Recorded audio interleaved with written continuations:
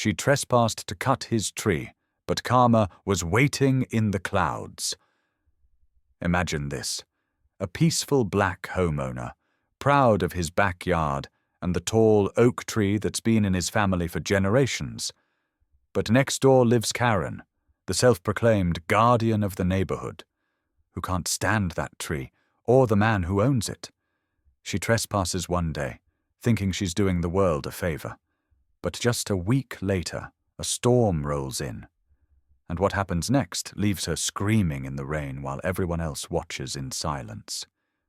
This is the story of how karma fell from the sky. Literally. Before we begin, hit that like button if you've ever dealt with a nosy neighbor who just couldn't mind their own business. And don't forget to subscribe for more real-life karma stories where justice finds its way, even when the HOA doesn't. Derrick Johnson was the kind of man everyone liked, quiet, hard-working, and proud of his home. He'd lived in the Oak Meadows neighborhood for 5 years, maintaining his lawn better than most. His backyard had one special feature, a towering oak tree, planted decades ago by his grandfather. To Derrick, it wasn't just a tree, it was family history. He'd hung lights on it during Christmas, read books beneath its shade, and even carved his late father's initials into its trunk. But to his next-door neighbor, Karen Whitmore, it was an eyesore. Karen was the type of HOA board member who measured grass with a ruler and took photos of mailboxes out of code. She lived for the rules, and for making everyone else's life a little harder. She'd filed 2 complaints already about fallen leaves blocking her gutter and branches hanging near her fence. Every time Derrick trimmed the tree, she found something else to complain about. Then one day, at the HOA meeting, she snapped. She said, "That tree is dangerous!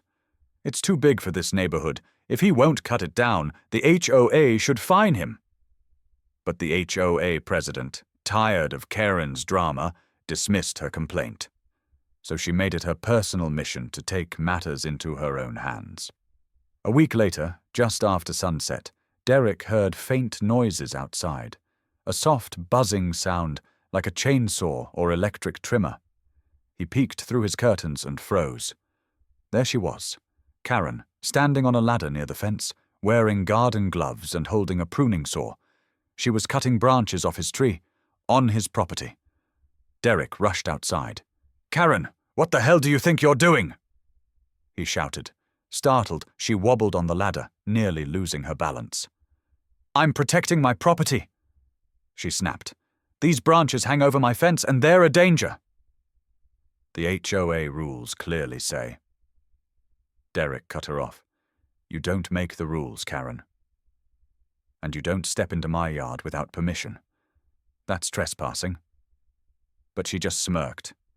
"You people think you can do whatever you want, don't you?"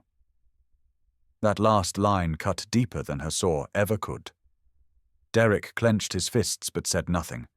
He pulled out his phone, recording everything. "You're on my property. If you don't leave right now, I'm calling the cops." Karen climbed down, still defiant. "You'll regret this, Derrick. When that tree falls, it's on you." Then she stormed back home, leaving behind a mess of half-cut branches and exposed bark where she'd hacked into the tree. Derrick sighed.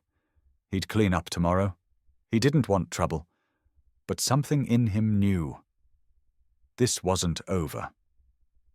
The following week, the weather forecast warned of a major storm heading their way. Derrick made sure his home was ready, secured the windows, cleared the yard, and even tied down loose furniture. But when he checked the tree, he noticed the deep cuts Karen had made. The saw marks were ugly, half through a main branch, exposing raw wood to the elements. He thought about calling a tree service to inspect it, but the earliest appointment was after the storm. Meanwhile, Karen was bragging to neighbors that she'd finally shown that man who's boss. She told anyone who'd listen that the tree would come down soon enough, completely oblivious to how prophetic her words were. That night, the skies darkened. Thunder rolled like drums, Wind howled through the neighborhood, and rain pounded the rooftops. Derrick stood by his window, watching the storm, worried but hopeful that the old oak would survive. Lightning flashed. The tree swayed violently. The exact branch Karen had cut was splitting further, tearing down the bark like paper. Derrick's stomach dropped. It wasn't going toward his house. It was leaning toward hers. At 2:17 a.m., a loud crack split the night. Derrick jolted upright, heart pounding. He rushed to the window, and what he saw made his jaw drop. The massive branch, the one Karen had tampered with, had finally snapped. It crashed straight down onto her brand-new silver SUV, completely crushing the roof and windshield. Lightning flashed again, revealing the chaos. Karen standing in her driveway in a bathrobe, screaming at the sky while rain poured down her face. "Look what your stupid tree did!" she shouted at Derrick over the storm. "You're paying for this!" Derrick grabbed his phone and stepped outside, rain soaking through his shirt. "Karen," he said calmly, "I warned you about touching that tree. You weakened it." She glared, trembling with rage. "You're lying. This is your fault." Just then, the police arrived. Apparently, she'd already called 911. An officer took one look at the scene and asked Derrick if he'd known about the damaged tree. Derrick nodded and showed him the video, the one from the week before, where Karen was cutting the branches. When the officer saw it, his eyebrows shot up. "So she's the one who damaged it?"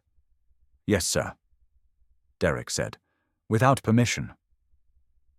Karen's face went pale as the officer turned toward her. "Ma'am, that's destruction of private property, and considering what happened tonight, you may be liable for the damages."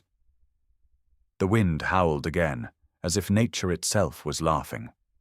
By morning, the storm had passed, leaving behind broken fences, fallen leaves, and one very totaled SUV in Karen's driveway. Derrick's house was untouched, not a single window cracked.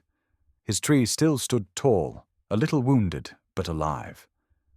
The HOA gathered that afternoon to discuss the incident. Karen tried to twist the story, saying Derrick's tree was a hazard.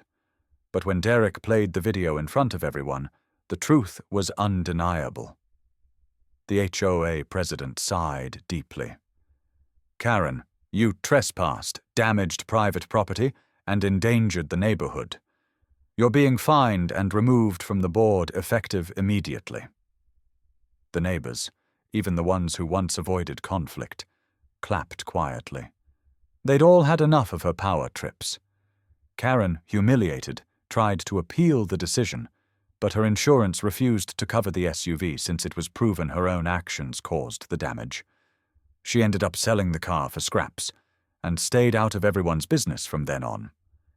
As for Derrick, he paid to have the tree professionally trimmed and reinforced.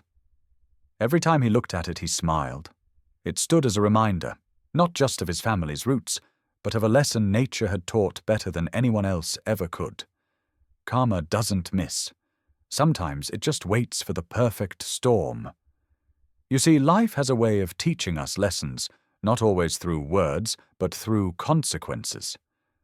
Karen thought cutting someone else's tree was just about control, about getting her way. But she never stopped to think about respect, for nature, for her neighbor, or for boundaries. That oak tree wasn't just wood and leaves. It was history, family, and peace for the man next door. When she hurt it, she didn't realize she was setting her own trap. Because karma doesn't rush. It waits. Until the moment is just right. When that storm came, and her brand new car was crushed, it wasn't bad luck. It was life showing her that what you give always finds its way back. So the next time you're tempted to control, judge, or hurt someone just because you can, pause. Respect people's roots, their space, and their peace. Because what you plant in others, whether kindness or cruelty, always grows back, right at your own door.